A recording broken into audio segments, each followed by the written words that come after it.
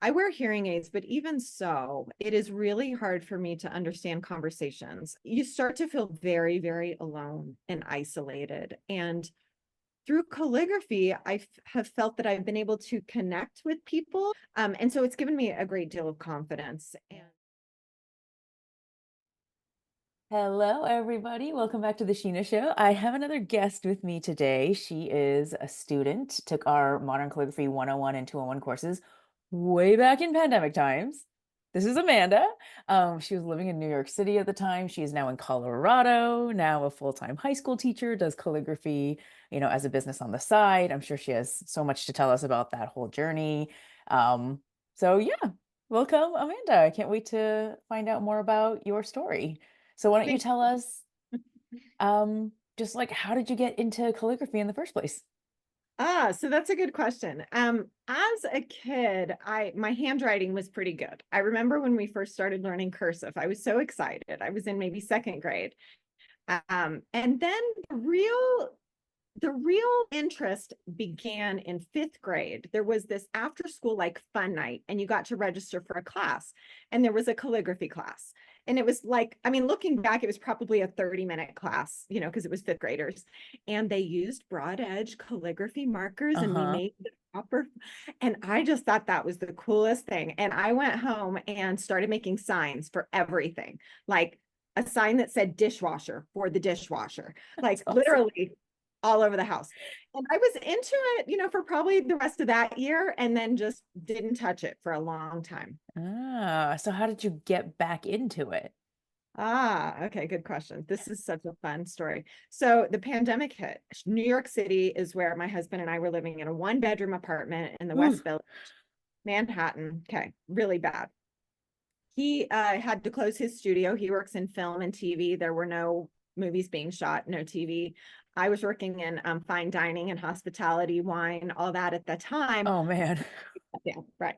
So we're here in this, 700 square foot apartment and no outdoor space either. And I'm going to go crazy. And he asked me, he goes, and this is probably May, toward the end of May. He goes, there's a mountain biking like course I would love to go take. And it's outdoors, so we can do it even though it's during COVID. And it was going to be like $500. And I said, you know what? Sure. I want to do something for $500 too. If you get to do something, I get to do something. And he goes, okay, sounds great. And so about that time, I started poking around on the internet because that's all you could do at the time. Yep. And I saw this free class through Muji. And Yes. Oh my gosh. Yes. I knew Muji because we lived in Manhattan and there's a Muji store, of course. And I never had been in the store before. I had no idea, but I knew it was like a cool place to be. So I thought, well, if there's a free class, I'll take it. And it was calligraphy. And I took it sitting at the little countertop we had, which was our kitchen in Manhattan, and got introduced to Sheena and the whole Uh-huh. course and everything. And it sort of transpired through that. Oh wow. Yeah. That is cool. I totally remember doing that free class with Muji and just kind of thinking nothing of it. Like, oh, they're cool. It's like a Japanese brand. They are very kind of minimalist and cool. Yeah. And Yeah. thinking like, okay, that'll be kind of fun. Maybe it'll expose me to some new people, but that's really cool. It's the first person I've heard of that like directly came Yeah. from that.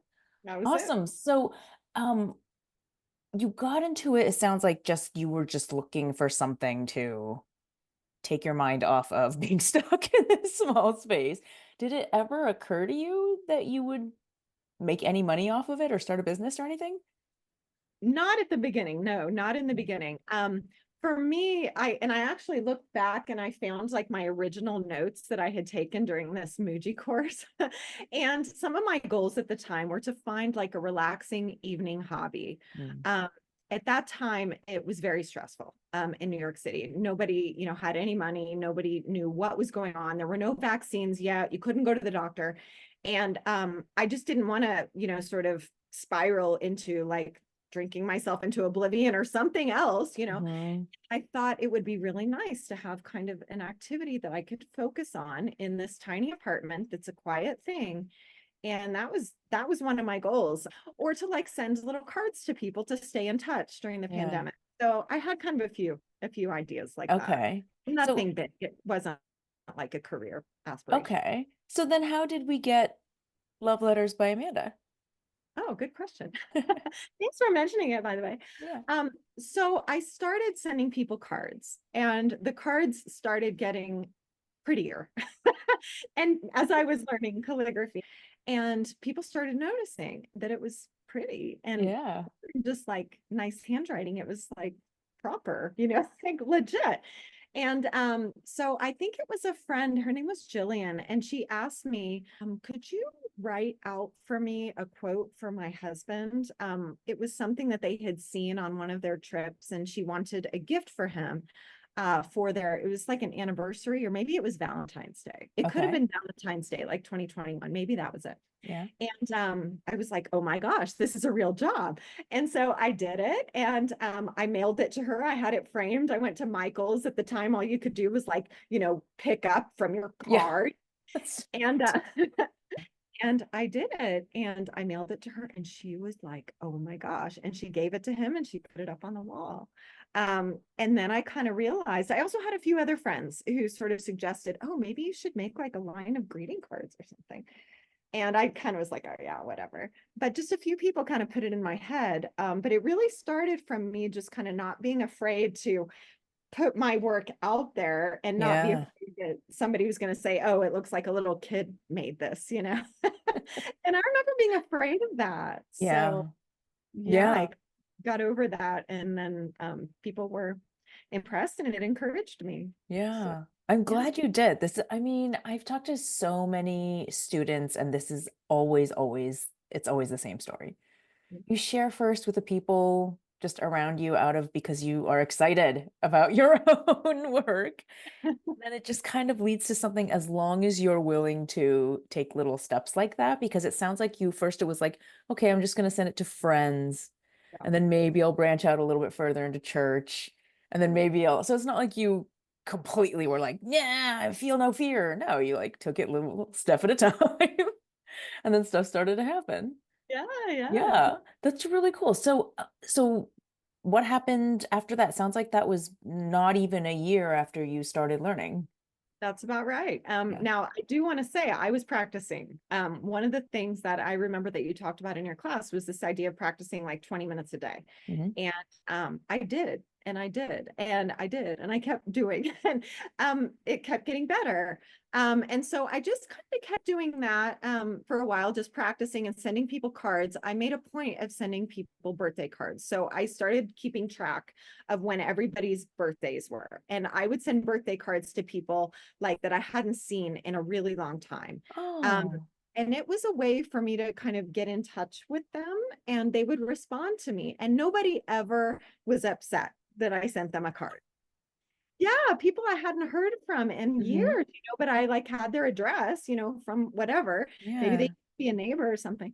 Or like my great aunt was like 100 years old at the time, and like I would send cards to people, and they would respond positively. So I kept doing it, and I just yeah. kept doing it and kept getting better and better and better.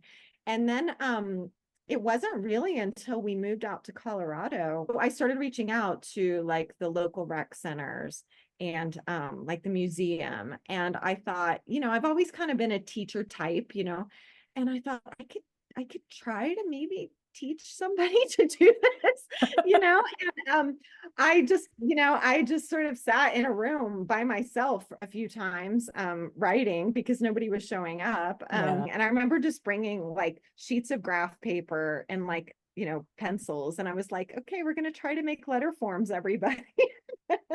And it sort of morphed into the museum asking me to do a series of classes and that type of thing. But I've never made much money like with the teaching, honestly, just kind of breaking Okay. even at that. It's been through like my, talking to people, I've had people ask me to do jobs. And I'd say that the big thing happened when I finally put myself out there. I put myself on Upwork, which I don't know if you've heard of it. Yeah. Yeah. And just as a calligrapher, and literally as a joke, I just thought I'll put myself on there. Um, and like the next day, I was contacted by this big wig like author in New York City. And she wanted me to make like almost 300 handwritten cards to mail out to sort of high-end people, and she was going to pay me to do it. Oh my gosh. And so I took the job and we communicated. We just meshed really well. And so now I'm like top rated on Upwork. So, So cool. yeah, I feel like maybe I've talked to one other person who mentioned something like that, like posting something on Fiverr, but yeah, this just is random. so cool. The more people I talk to, the more I'm like, there's so many ways to do this. It is all about putting yourself out there and being a little bit creative about it. But I love this idea of teaching, not necessarily to like bring in tons of money, but to start making connections with people who will hire you for stuff. And then Yeah. Upwork is that's just cool. Wow. It was really unexpected. And it's Very not, I cool. will say, it's not like a steady thing. It's not like, oh, Yeah. every month I get, a $7,000 job. It's not at all. Uh-huh. But people do reach out to me. So I've done some kind of interesting jobs and I've had to learn new skills. I've had to learn to engrave, on glass and that kind of thing. I've learned to do logo design, Oh my God. um, a few other things just because people asked me to Yeah. do it. And I was like, sure, I can do that. And then I went home and tried to figure out how to do it. Um, Yeah. yeah. So, Wow. You have such a can-do attitude. That's very cool. You're like, what do I got to lose? I I'm mean, like, I so can great. try. If they don't like it, then they Yeah. don't like it. But yeah. Yeah. So Uh, how, if you don't mind my asking, some people are fine sharing actual dollar amounts or you can give a ballpark or whatever. How much yeah. do you think you have brought in with your calligraphy over the years? Honestly, between the classes I've taken and the conferences and the supplies I've bought, Yeah. including books and everything, I think I've about broken even. Okay.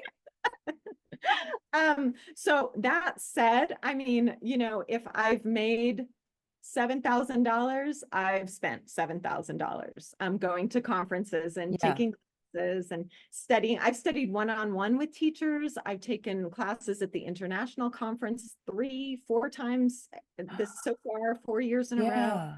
Wait, hold Um, on. So now this is becoming really interesting because it sounds like you're not doing this for the money no, no, necessarily. no. Oh my gosh. Okay, okay, good. So That's why I tell teach us high what you're school. doing it for.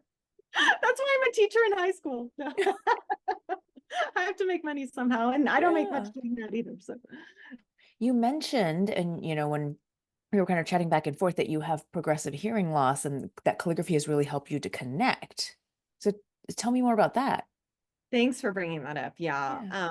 So there's this thing. I'm not sure who it is attributed to. So let me not even guess.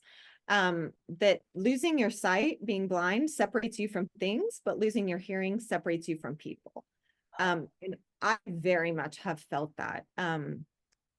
I wear hearing aids, but even so, it is really hard for me to understand conversations, especially like this one-on-one, and especially with Zoom, it's okay. Mhm. But in a group setting, and especially around people that I haven't talked to before, and Mm. especially during COVID when everybody's mouths were covered and I My couldn't God. read lips, I would find myself just kind of checking out, like, just standing there and kind of nodding and looking like I'm following the conversation when I really had no idea what was going on. Mhm. And you start to feel very, very alone and isolated. And through calligraphy, have felt that I've been able to connect with people. I mentioned to you earlier, like sending letters to people and staying in touch with people, and they would write back, which was something that it didn't matter if I could hear or not. Like I can still read their letters. Yeah. Um, and so it really has become a way for me to stay connected with people, um, and sort of cope with like losing one ability, but increasing another skill. Mhm. So my written communication is a lot better, than, my speech back and forth and my understanding of speech. And I Yeah. tell people that, and now I'm not really so worried about it because I feel like I have another means of communication. Um, Wow. and I'm able to express emotion, I feel, through calligraphy too, in a way that just typing on a keyboard, Mhm. I can't do. Mhm. So yeah, it's been really, really cool. Really neat. That is very, very cool. That is the first time I've ever had heard that angle Yeah. on calligraphy. And that, like, now that you say it, very obvious thing about hearing disconnecting you from people when obviously the way we communicate is so we're Yeah. so verbal, like language is such a Yeah. huge part of yeah.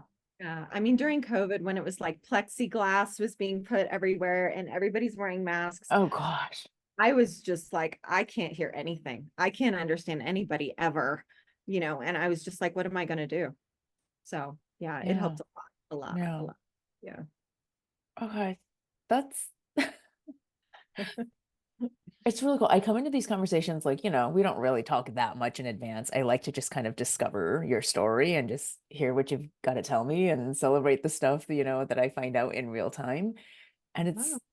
it's really cool when it turns out to be, I know that it's like, oh, I have a business. I'm highly rated on Upwork. I get paid to do this. I'm like, I get to travel all over and learn calligraphy and one-on-one and invest in this. And I'm not paying anything for it because I'm breaking even. And like, I love it. And that is all wonderful and amazing. And I'm so impressed by you. Just continuing to put yourself out there and ask for help. That's not easy.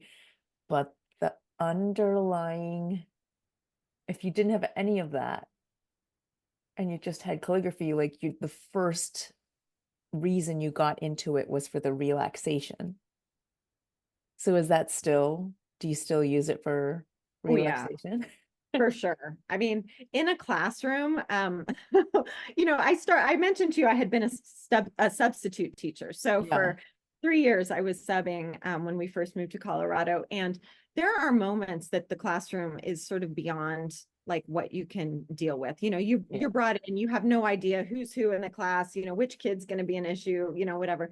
And the most important thing when in a classroom is to keep yourself like calm, and just Oh. let them freak out if they need to, but like you got to keep yourself chill. And there were times like, kids are throwing paper airplanes and I've tried to stop it and it's not working. So I'm just like, you know what? You guys throw paper airplanes. I'm just going to sit over here and do calligraphy.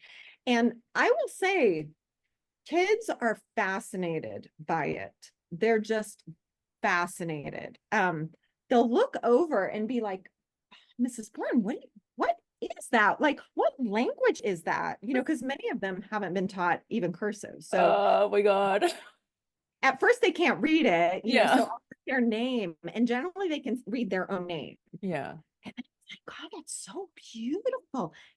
And then you like give the piece of paper to them and they're like, Oh. I can take this home. And it's just like, it's such a way to connect, such a way to connect.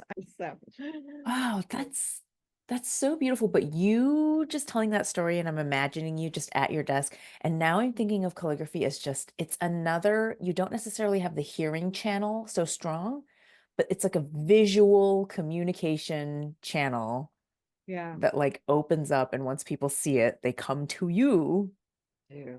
because you can't necessarily like be, broadcasting like that. That's so cool to think about. Yeah. So So where do you see your calligraphy going in the future? I know you said you just got a full-time teaching job at the high school. So do you think it'll continue to be a hobby? Like, will you continue your business? How do you see that going? yeah, good question. So ideally, I would love for the calligraphy to get to a point where I'm getting enough jobs that I am like fully supporting my family doing it. Huh? My husband had open heart surgery 10 months ago, Oh, and so he wow. hasn't been able to work. And so having the extra income of the calligraphy, has been very helpful Yeah. to us. And I would love to continue for that business to grow. And it has slowly, but people tell other people and they tell other people who Hmm. tell other people. So I do think it is growing. And I hope ultimately that I can support us just doing calligraphy. Yeah. But absolutely, that's my aspiration. Yeah, is that Yeah. it, yeah, Very cool. All right. yeah. So, I mean, I think I know the answer, but was it worth it? Was it worth spending that $500 on Modern Calligraphy 101 way back in 2020? Absolutely. Absolutely. I mean, I would do it again. It wasn't just like it wasn't like taking a trip or something where you do it once and then you just have the memory of it. It was learning a Mm, skill. yeah. And I'm a person that will practice. I play the saxophone, I run, I do a lot of other things that sort of require this like regular practice and Hmm. regular dedication. And so for me, it was just a really perfect fit to take a class. And now I have a skill. Um, and I can use that skill in many different ways. I've Yeah. labeled everything in the house, as you can imagine. I've written on all the windows, like every surface, Well, now that and you can engrave, I oh mean, yeah, nothing is safe. watch out. Yeah, watch out. But yeah, it's just been great. And I would absolutely recommend it. Hmm. So what do you Yeah. think, like one final question, and then we're going to share where we can find you and everything, but what would you say has been your biggest like win through all of this, through your calligraphy journey? What stands out to you? Okay. I would say for me, it is sort of not being afraid to put myself out there. I mentioned I play saxophone and I've always been, a musician, and I've always not been afraid to perform in that way. But as far as like my communication with other people, I've always been a little bit intimidated by, sort of new groups and new people. And writing beautifully has allowed me to not be afraid in a way that I'm not afraid to write something and give it to someone, but I would be kind of afraid to just come up and talk to them. Mm. I've also not been afraid to learn new things and sort of reach out to people in that way. Like if I want to learn something, I'll reach out. So it's just given me a lot of confidence, Mm. um, I would say. And I looking back, I didn't really realize it, but I think a lot of that insecurity was around the hearing loss. Just being nervous that I wouldn't be able to follow the conversation, or I wouldn't be able to understand. So I just Yeah. avoid, you know, new people kind of. And so it's given me a great deal of confidence, Yeah. and I'm proud of it. I'm proud of my work, and I I'm no longer afraid that somebody's going to say, "Oh, it looks like a little kid made that." Even if they did say that at this point, it wouldn't bother me. You're like, sorry for your Yeah. opinion. Yeah, sorry. Clearly you don't know, you don't understand, but well, That's amazing. no. That's really Thank cool. That's like a super intangible thing. How do you even like put a value on I don't that? know. But I don't know. that's It's been very great. cool. Thank you so much for sharing all that with us. Yeah, It's thanks. amazing. Okay, so your business is Love Letters by Amanda, right? That's And right. that's Yeah, it's literally Love Letters by Amanda Calligraphy.com. that's I'm right. going to put that link wherever we post this. Do you have like an Instagram or anything else that you'd like me to share with people? Oh, thanks for asking. But no, I have avoided social media. I think that like during the pandemic would have been the end of me. So no social media, just love letters by Amanda Oh Calligraphy my doc. God. I mean, the title of this could just be like she grew her business without social media. Don't you want to see Yeah, how she it's amazing. forget the It can hearing loss happen. or the connection or anything? It I can happen. love that you don't have an Instagram. Really, it's a little bit of a tire fire right now. I mean, it's always been a little bit that way, but you don't Yeah. need it. You don't need it to grow. You can grow a business in other ways. It sounds like you're doing it. Yeah. Awesome. Thank you so, so much.